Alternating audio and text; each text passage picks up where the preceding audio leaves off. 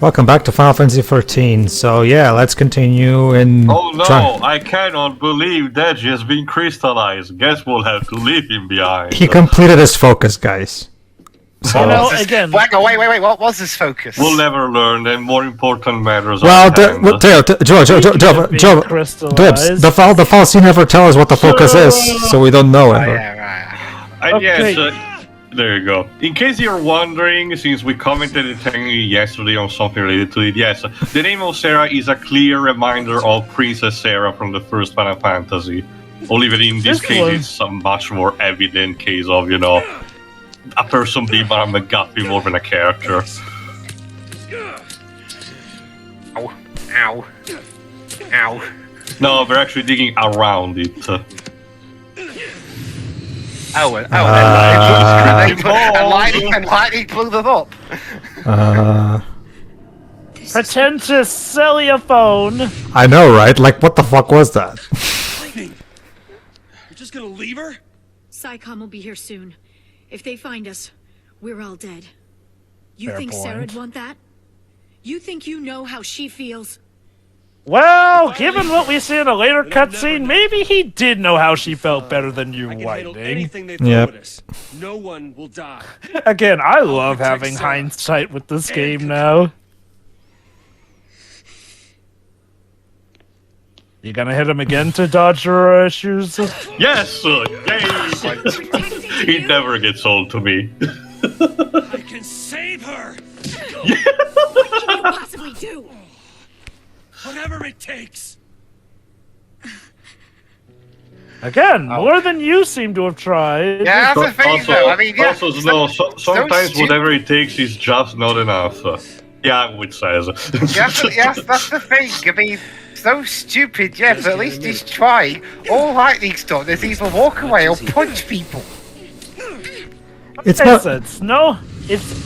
like I said, if Snow's stupid, it's... Guess who's back?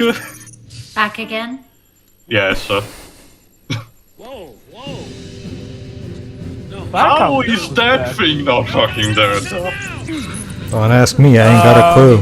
Recurring boss? Yeah, kinda. But at least for now. Why, though? Like, is it a robot or is somebody piloting it? It's a robot scorpion that we fought at first. But yeah, it's a I know that, I know that. I was just asking if somebody's piloting and maybe No, it's just a robot. So, I guess it's to give the idea that it just doesn't give up. Oh, wait, no. It's just another means to give us a tutorial. Yeah, basically. Okay, so yeah, this explains how to employ paradigms effectively to stagger an enemy, because staggering is imperative if you want to defeat the bosses. An offensive paradigm like relentless assault allows you to concentrate the party's attacks on a single enemy and quickly stagger it. Basically, what it involves is one commando and two ravagers. The ravagers will, the commander will make sure the stagger gauge falls slowly, whereas the ravagers will fill that gauge up until it gets all the way up. However, this enemy's powerful attacks are capable of reducing your party's HP to dangerous levels. If any of your party members take too much damage, shift to a paradigm like Solidarity that contains a medic and heal your characters before they are knocked out. So basically, here's how fighting boss battles in Final Fantasy XIV works. Switch to an attack paradigm at the beginning, then when you need healing, switch to defensive paradigm, and then when you're all healed up, switch back to an attacking paradigm. There will be some boss battles that will require you to use status effects, but aside from that, that's pretty much how every boss battle goes in this game. Why does that sound more simple than the way the tutorial words it? That's because Jova in Final Fantasy XIV loves making things overly complicated, so why not extend that to tutorials as well while we're at it? This just looks like you're reading through a wiki. Yeah, I know. That's what Shira. Time we are in this game. That's the whole thing, Shira. Well, let me put this Shira. People like me and Dwid like to complain about how we shouldn't have to read a wiki or a guide to understand how to play the game. Well, maybe that's it. There you go. We included the wikia of said game in the game itself. There you go. You have to read it. No. I'm not against instructions in video games. I'm against ones that are incredibly long-winded and don't help. Yeah, And as you see, guys, you can't complain about having to leave the game if we put the Wikipedia in the game. yeah. Anyway, cutscene. I'll add on to that later. 5 stars. Although, tell you, so far I've had a 5-star run entirely. I'm like 26 parts into this thing recording-wise, and I have yet to get a single rating that's below 5 stars. Again, you're also using easy mode, so this time around you will have an advantage. Remind me, how long did your 5-star streak last in our original playthrough? I'll have to go back and look. I don't remember. But And please stop hitting your party members. Yeah, they don't really they don't really have anything to actually dig around the crystal. see, Saz is pretty much the voice of reason. Wants to help, but acknowledges that, well, without tools, we're kind of just doing it. Focus. All right, in this case, Lightning does have a point, actually. Saving the world. It's Yeah. more like she's actually she actually calling out Snowflake's Yeah, priorities. she just in the previous part, he was like, "Oh, we're gonna save Cocoon, so let's go." Now he wants to stay here in Serah. And so what's up with the whole save Cocoon thing? And now he's all like, that's the way he responds. The Arnold feast. I'll do whatever it takes. You already said that. I'll finish this focus and keep Serah safe. But what if the two goals are incompatible, Snow? Have you thought about that? That's my promise. You Good know, job so far. Yeah. again, What have you been doing? again. Here's Sure, an idea, Dweebs. She didn't make promises she could not keep. Well, all the same though, what Snow's trying is still better than her. Again, she just pretty much maybe tries, then gives up, pretty much tries to make everyone else give up, essentially, and calls out the one person who actually had something of a plan constantly dumb. And yes, he is stupid, but all the same, some of his stupidity is literally because nobody else would try anything. Be Okay, productive. to get to You the wanna talk, Hope, maybe? that's the thing. We're not going to talk about it right now, so I can talk over this. Anyway, to the game's credit, that's kind of what they're trying to do with Lightning's art. They're trying to do a thing where she's so distraught over everything that happened that she's not thinking clearly. And over the course of the game, they're going to try to have this thing where she even later will apologize to Snow and everything about it. Here's the thing.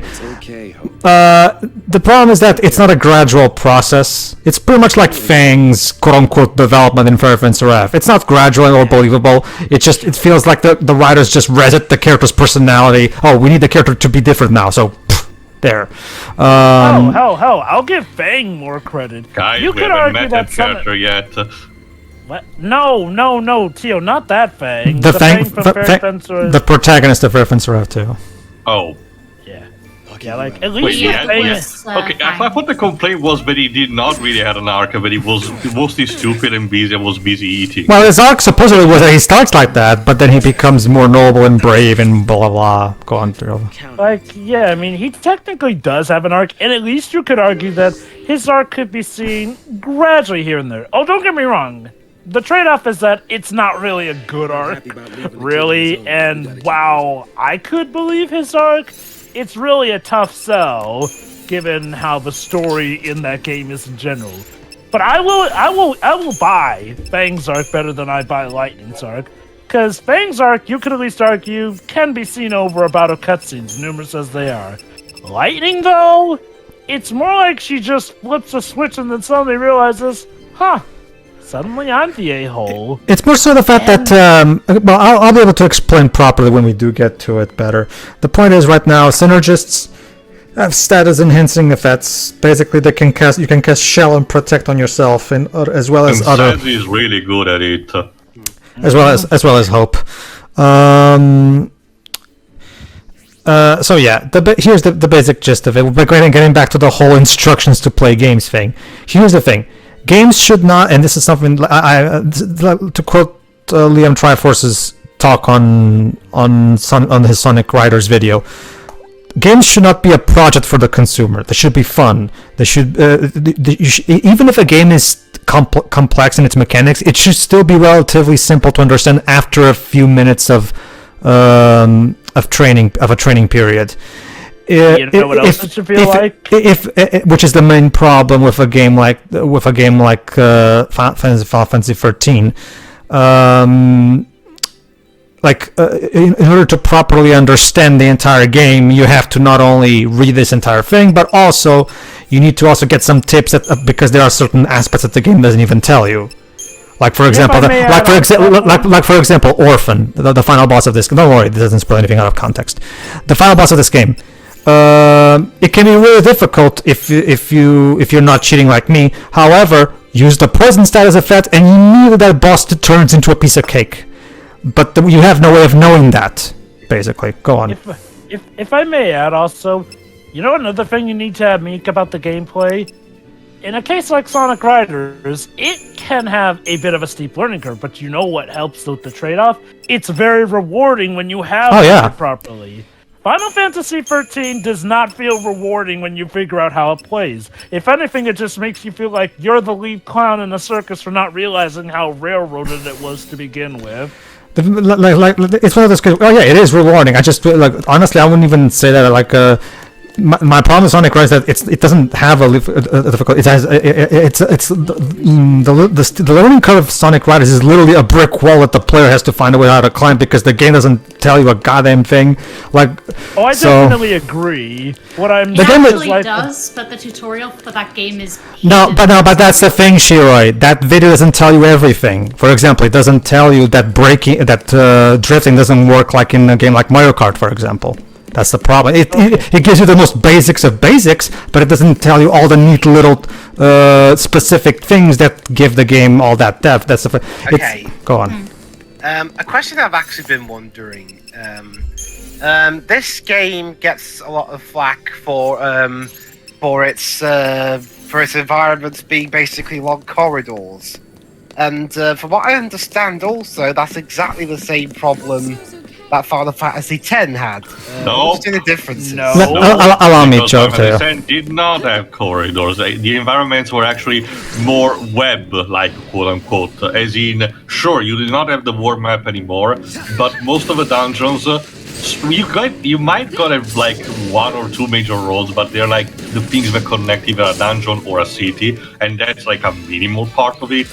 But most of the time, you're actually walking these web-like structure that instead have verticality added onto it, instead of these that might have one or two split tops that reconjuncts later. That being said, too, the environments in 10 were still more linear than the previous games in comparison. Sure, but I argue they're nowhere near like this. Oh, no, they're not. Yeah. See, the thing is, with Final Fantasy X, there were still hidden items that were hidden by the camera and everything. In here, since everything is marked on the map, there is nothing hidden, and as a result, there is literally no reason to try to explore, even for what little there is, because the game doesn't. There's no rewarding to exploration because you already know where everything is, because everything is marked on that, including treasure chests or treasure balls. Let me put it like this: 10 was not a corridor for the very fact that there was still bouts of exploration in it too that did legit warrant you having to look around here and there. Whereas with 13, no, it's just a hallway. Oh, sure, yeah, we'll occasionally come to those big open fields, but no, that's the thing. From start to finish, you're railroaded. Absolutely. Yeah. 10 still gives you way more freedom. There's a bigger, to that what Joe was saying, there's an even bigger issue than just the level design. Although, yes, it is an issue. The bigger issue is the complete lack of any kind of player agency when it comes to the progression. Specifically, for regardless of the linearity of the level design of 10 in comparison to something like Final Fantasy IX, the truth of the matter is that in Final Fantasy X, when you do get the airship, you can go back to previous areas to get anything you missed. In this game, however, if you miss anything, you're done. You cannot go back. Because every time the characters move from one area to the other, you cannot go back and get any treasure chest that you missed. Meaning, and before you ask, no, there is no New Game Plus. Meaning, if you want to try to go for a 100% run, better make sure you don't miss anything, otherwise you'll have to start all over. So yeah, Phineas is still pretty pissed at it. Okay. I mean, I get what the game's going for with Vanille. It's trying to have a more energetic and peppy and happier character compared to everyone else, who's either stoic or I wouldn't say Zatch is stoic. He's more level-headed. for lack of a better term. But the main issue is that they overdo it. It's like with Lightning. Lightning's too stoic, and Vanille's too overbearing. It's because this game doesn't give us characters. It gives us stereotypes. Archetypes. Yeah, or archetypes if you prefer. Also, not for nothing, but here's another issue here. The world building sucks. Like, remember, this is the place meant for the Purge. So we drop down and suddenly everything's into ice, and now it's essentially a different world. Why is that? Does that have to do with how the world is? They or actually was it showed just it in that the cutscene, Joe, the Pulse plummeting into this transformed everything into crystal. This was a lake beforehand. Yes, I get that, but wondering, could it be something about the entire world? Like, the fact that it's spread out to the entire world just makes it a new different world, and the game doesn't really explore that as much as it could. Now, mind you, this is technically small potatoes. But don't worry, when we get later into the game, there'll be much more of Cocoon that the game will clearly not really tell you that much about, unless you read the data log. Or even better, or even something, Jova, like there's even aspects like we've talked about that are exclusive to either the dramas included in the Japanese soundtrack or in the prequel novel. It really is one of those cases where the game was clearly not made to be enjoyed casually by someone who just picks the game off a shelf. Here's a new Final Fantasy. Might as well try it out. No, it was made. It was made for the kind of person that just loves reading on the internet all the stuff. But go on. I will give this game this: the behemoth design and how they function in this game is actually pretty cool. Yeah, the monster design is really good. Switch from a more bestial design to a more humanoid look when they really want to get serious. I remember what Pedro mentioned a couple of parts ago when I did mention about it, and I do remember a couple of the monster design is something that I admit I do not like the bomb design in this game. That's definitely something that I remember not liking. But for the most part, it's fine for what it wants to do. You get a selection of, some recurring monsters and some. Oh, hold on, Theo. Let me explain this. Basically, Dwebs, here's another thing. The Libra spell. The Libra spell reveals the abilities and weaknesses of your enemies. When you do this, the auto battle command will automatically choose the most effective spells you have towards that enemy. So basically, Dwebs, here's what you do. Use Libra on one enemy, and from that point on, your characters will remember for the rest of the game that enemy's weakness. Meaning, you don't ever have to think about how to defeat that enemy ever again. Just use auto battle, yes. Yeah. So that okay. Something like this is very, very double-edged sworded.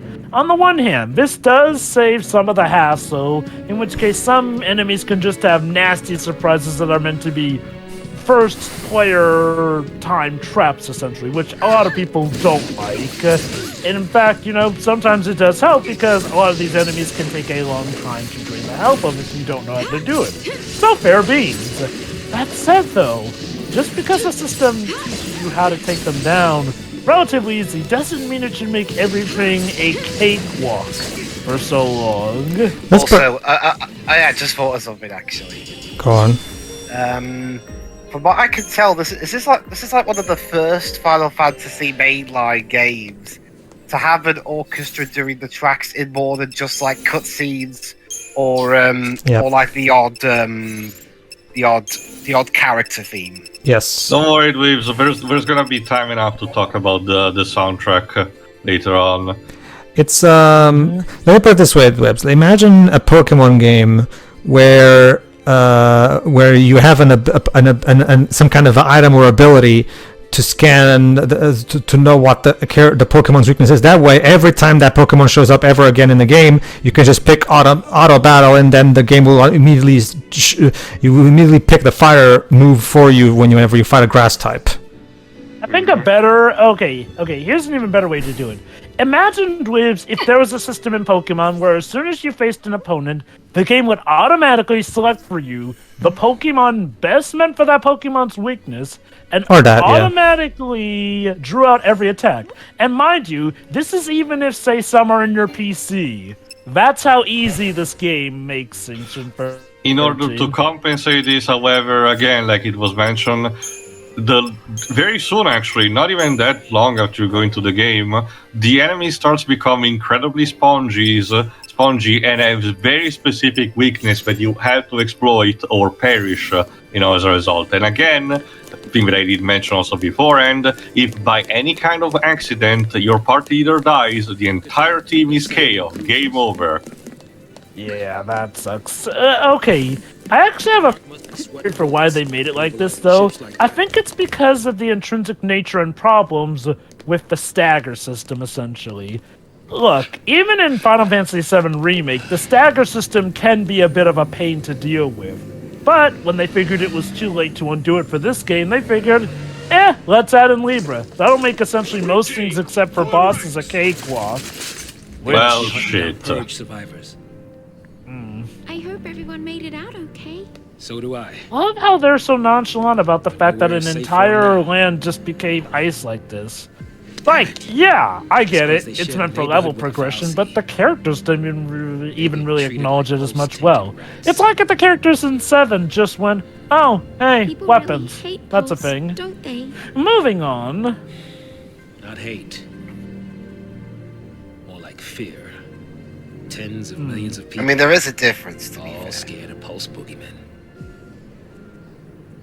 Does that count, Pedro? Shaking in their beds every night Wait, if they knew. what does count? The sea like What us. said? All scared of Pulse boogeyman. Nah, that doesn't It's count. crazy, I know. They said he's scared. He's not talking about them being enemies. That doesn't count. Okay. Don't worry, Teo. Well, just today I recorded another part where there's another instance. So by part 26, we're still doing this game. So don't worry, there will be more. Figure they'll let us just kill each other off. The worst part, what's the worst part in all of this? Even if no one knows, Saz is absolutely correct. And Hope's an idiot as usual. Okay, look, yes, I get it. Lost mother and all that, but this is the part where it starts to get just He's still grating. alive. That's And something. again, it's Vanille of all people who has to shut him up. It's one of those Could things. she just stop grabbing him all the time, though? I know, right? Bad touch. Am I right? Like seriously. Well, not Shit. even that, because she only grabbed his wrist, but it's more like just a general personal space thing. That's the thing. Shiwei. Vanille doesn't respect anything, as we'll be able to talk about. Yeah. We gotta get Okay, let me put it like this. Right now, as of this point in the story, the best characters in this group are Saz and Vanille. But like I have hinted at, Vanille will get her time. Trust me. And it'll be bad. Also, Very, yeah, I very get, bad. I get the. All right. Oh, Yeah, this, is, okay, that's fine. this is important. The namesake of Cocoon's capital, this falsely directs the others of its kind, who support the world's day-to-day existence. While Cocoon's vital falsely do not communicate with humans, Eden does. Presiding over the Sanctum's otherwise human administration, the falsey is known to issue orders to the Primarch and step to correct political gaffes in occasion. As a sole operational nexus linking untold numbers of falsey, it is not unthinkable that the loss of Eden could spell the Cocoon itself. So this one falsey can talk, the others cannot. Alright, so, Is it not? anyway, as I was saying, unless you're reading this bit. No, go on. Okay, yeah, I get the feeling Vanille's either one of two things. She's either a time traveler, or she's, I don't know, she has some sort of weird condition that makes her incapable of, being, We're only... not annoying or something. Decent Oh, person. Okay, also, well, just well- to continue already, time travel is for the sequel that was done after this. Yes.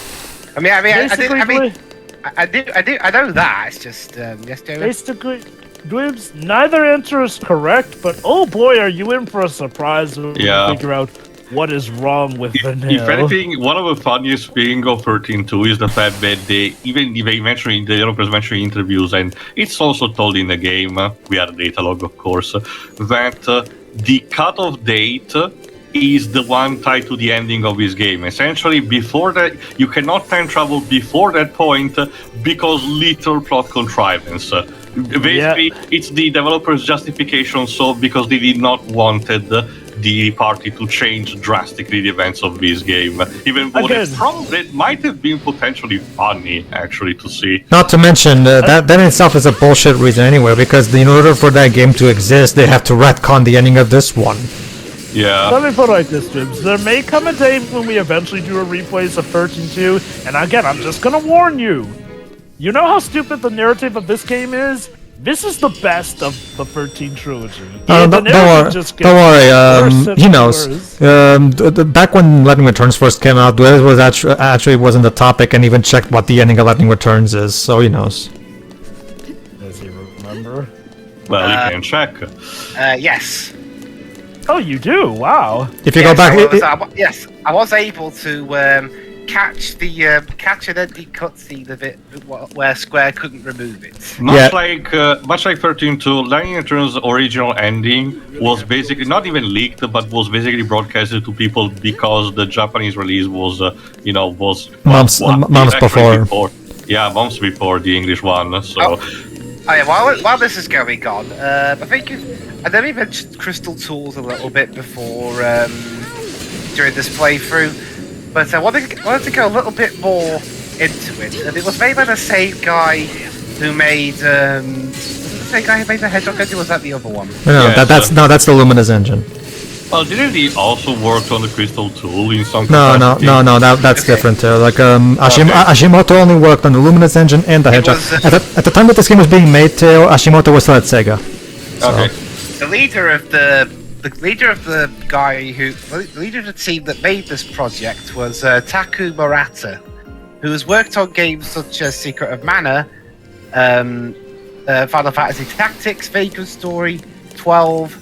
And had special thanks for the DS version of Final Fantasy III, amongst others. It was working since the PS1 days, basically.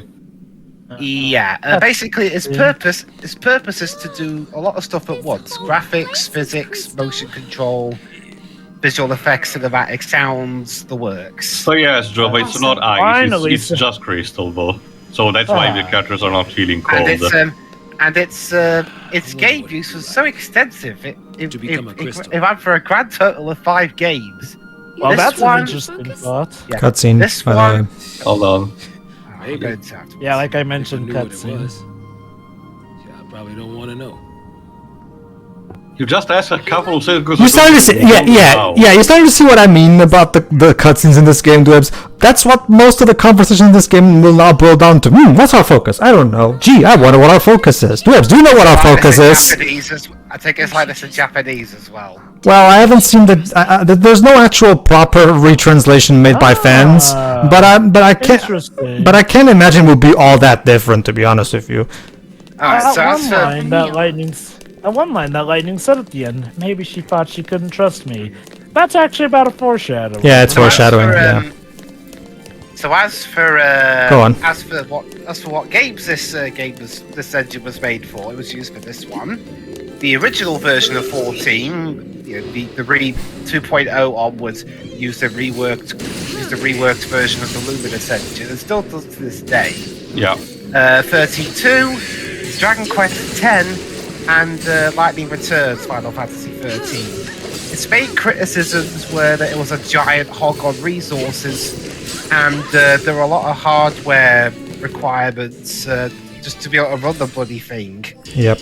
And also it cost a lot of money, and even by the time it came out, it was considered out of date. Which is why when it came the time to make 7 Remake and Kingdom Hearts 3, Nomura went with Unreal Engine 4. And also, its use was really limited.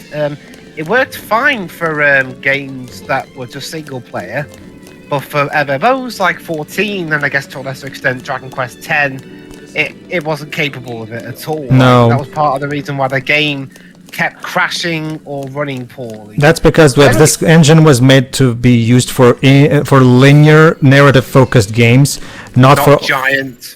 Sprawling games, yeah, which is why when they try doing it with Lightning Returns, the game runs terribly because the engine cannot handle it.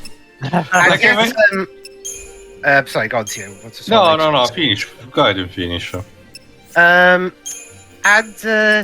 And yet, the same guy who said that this development engine was out of date, he also panned Square's alleged decision to drop this engine to make Luminous. I'm like, so wait a minute, you don't like the engine, yet you hate it when they drop it?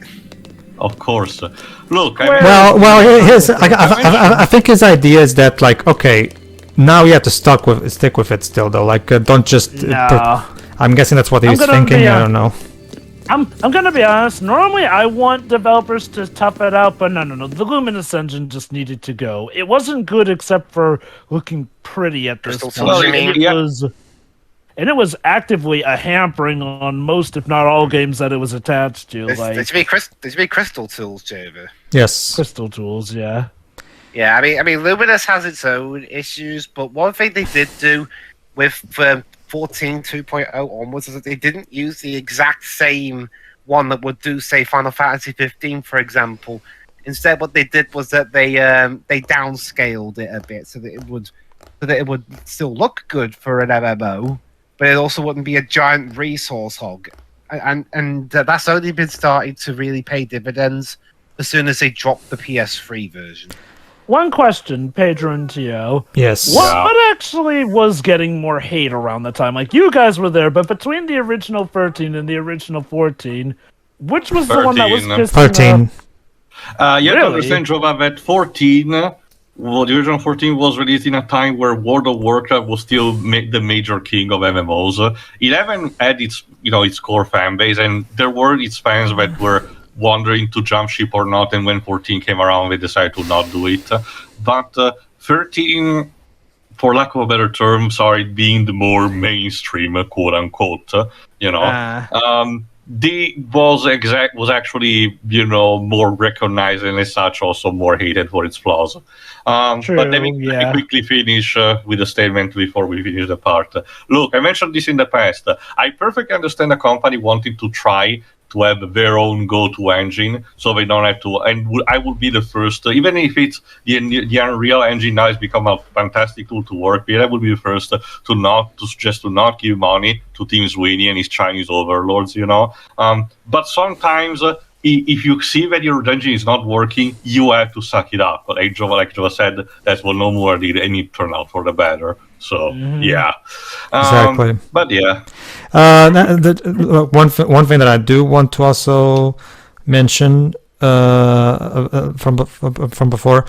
Okay, when it comes to the whole party, if the one party leader you have dies, you lose the game. Okay, let me explain something about that. See, the reason this works in a game like Kingdom Hearts is because Kingdom Hearts is an action RPG where the game is designed with that aspect in mind. And your teammates are much more fragile than you are. It's one of those cases where like it's all about, and Sora is given so many abilities and all the resources he needs to be able to overcome the threats that he comes to the point where it doesn't really feel like you need to control Donald and Goofy. The thing is, some fights you literally do all on your lonesome. Here's the problem. From the context of the series at this point in time, this is a gigantic step backwards from Final Fantasy XII, because Final Fantasy XII, look, even Final Fantasy X. Final Fantasy X has that system where you can swap in party members from the bench, but even then, like Marzgirl said in her review, it also could have been that if the three main characters you have die, you could have thrown in the characters that are on the bench, but they don't do that. 12 did that. In 12, as long as you have any party members that in or outside the battle that are still active and able to fight, you can get them in there, meaning that the boss has to kill all of your characters, not just the free ones you're using, all of them. And this game takes such a gigantic leap backwards from 12 in that regard, like where you only control one character. You don't even get to choose your party until 30 hours into the bloody game, until chapter fucking 10. Oh no, sorry, chapter 9. Sorry, chapter 9. and and kill that party leader alone, and somehow the other characters automatically die when the party leader dies somehow because they're meant like the skull crushing Valkyria Chronicles. Everyone just raises their hands and give up. Seriously, it's such a gigantic. See from the context of the series, it's such a gigantic leap forwards because Final Fantasy XII did so great with that. Let's carry that over into the next game. Nah. Why should we? Right. All right. See you for the next part, everybody. See ya. See ya.